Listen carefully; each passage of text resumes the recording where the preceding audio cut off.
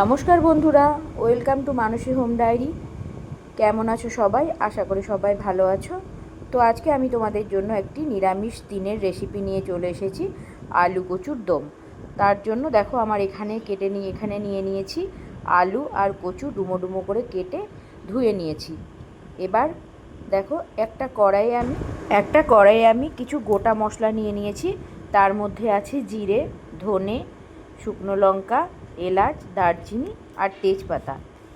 এগুলোকে আমি শুকনো কড়াইয়ে একটু নেড়ে চেড়ে ভেজে নেব। যতক্ষণ না এর ভেতরে একটা মিষ্টি গন্ধ আসছে ততক্ষণ পর্যন্ত আমি এটাকে একটু কড়াইয়ে নেড়ে চেড়ে নেব। তারপরে যখন দেখব এটা ভাজা ভাজা হয়ে গিয়েছে তখন এটা নামিয়ে ঠান্ডা করে একটা মিক্সিং জারে এটাকে গুঁড়ো করে রেখে দেব। এবার দেখো আমি কড়াই বসিয়ে দিয়েছি গ্যাসে। প্রয়োজন মতো তেল আমি এর ভেতরে দিয়ে দিচ্ছি। তেলটা গরম হয়ে আসলে আমি যে ডুমো করে কেটে রেখেছিলাম কচু, সেই কচুগুলো এর ভেতরে দিয়ে দেব। এবার কচুটা দেওয়ার পর আমি এখানে দিয়ে দেব খুব সামান্য পরিমাণে একটু হলুদের গুঁড়ো। তার কারণ হলুদের গুঁড়োটা দিলে কচুটা ভাজা হওয়ার সঙ্গে সঙ্গে খুব সুন্দর একটা কালার আসবে, তাতে কচুটা দেখতেও ভালো লাগবে। আর একটু সামান্য পরিমাণে নুন দিয়ে দিলাম। এবার একটু ভালো করে এটাকে মিশিয়ে নেওয়ার পর দেখো আমি ঢাকা দিয়ে দেবো। কারণ তোমরা তো সকলেই জানো কচু সেদ্ধ হতে একটু সময় লাগে, সেজন্য আমি এখানে ঢাকা দিয়ে দিয়ে ভাজবো।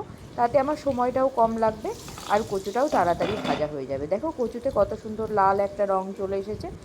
এবার ওই কচুর ভেতরেই আমি যে ডুমো করে আলুটা কেটে রেখেছিলাম সেই আলুটা দিয়ে একইভাবে নেড়ে চেড়ে আমি বেশ কিছুক্ষণ সময় ধরে আমি ভেজে নেব। দেখো বেশ কিছুক্ষণ সময় করার পর কত সুন্দর একটা লালচে কালার চলে এসেছে। আলু আর কচু দুটোই খুব সুন্দরভাবে ভাজা হয়ে গিয়েছে। এবার আমি এখানে কড়াই থেকে আলু কচুটা তুলে নিলাম। তুলে নিয়ে ওই কড়াইয়ের ভেতরেই ফোড়নে দিয়ে দিলাম একটু দুটো শুকনো লঙ্কা, একটা তেজপাতা আর খুব সামান্য একটু পাঁচফোড়ন। এগুলো দেওয়ার পরে আমি একটা টমেটো এখানে কেটে দিয়ে দিলাম। টমেটোটা দিয়ে একটু নাড়াচাড়া করে নিলাম। দেখো টমেটোটা এখানে দেওয়া হয়ে গিয়েছে। নাড়াচাড়া করে নিয়ে আমি এখানে 2 চামচ মতন আদা আর লঙ্কার পেস্ট আমি এর ভেতরে দিয়ে দিলাম। এইগুলো দেওয়ার পর এবার আমি এখানে কিছু গুঁড়ো মশলা অ্যাড করে নেব। দেখো নিয়েছি জিরে গুঁড়ো, ধনে গুঁড়ো, হলুদ গুঁড়ো আর কাশ্মীরি লঙ্কার গুঁড়ো। কাশ্মীরি লঙ্কার গুঁড়োটা আমি নিয়েছি কালারের জন্য। কালারটা খুব ভালো আসে কাশ্মীরি লঙ্কার গুঁড়োটা দিলে। তো এটাতে কোনো ঝাল হবে না, শুধু একটু কালার আসবে।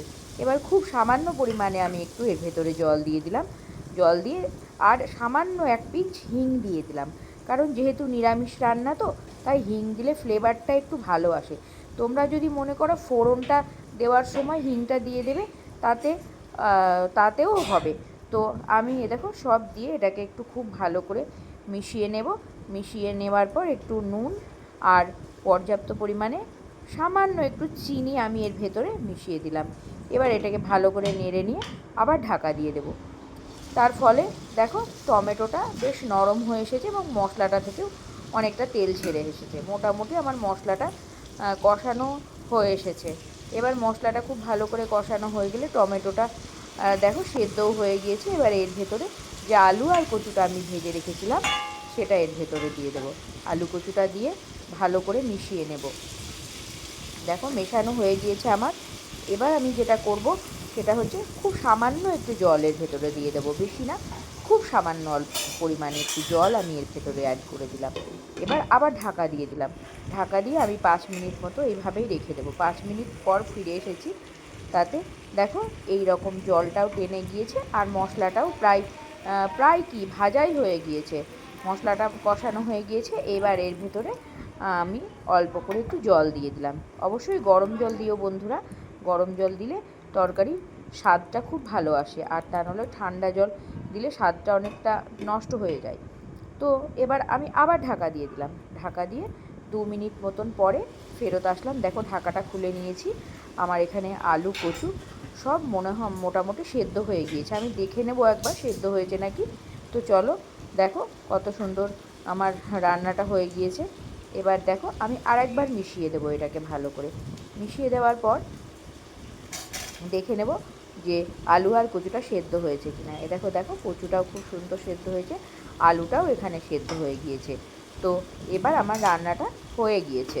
তো এবার এই যেহেতু নিরামিষ রান্না, সেই জন্য একটু গরম মশলা আর একটু ঘি না দিলে ঠিক জমে না। তো দেখো, গরম মশলা, ওই যে ভাজা মশলার যে গুঁড়োটা আমি করে রেখেছিলাম, সেই ভাজা মশলাটা আমি এখানে দিয়ে দিলাম। আর হাফ চামচ মতন ঘি আমি এর ভেতরে দিয়ে দিলাম। তারপরে একটু মিশিয়ে নিয়ে ঢাকা দিয়ে রেখে দেবো। মোটামুটি 5 মিনিট মতন আমি ঢাকা দিয়ে রেখে দেবো। তারপর আমি আলু কচুর দমটা পরিবেশন করব। দেখো কত সুন্দর কালারটা চলে এসেছে, আমার রান্নাটা হয়ে গিয়েছে। দেখো, তো আমার ভিডিওটি যদি তোমাদের ভালো লাগে, লাইক করবে, কমেন্ট, শেয়ার করবে আর সাবস্ক্রাইব করে অবশ্যই আমার পাশে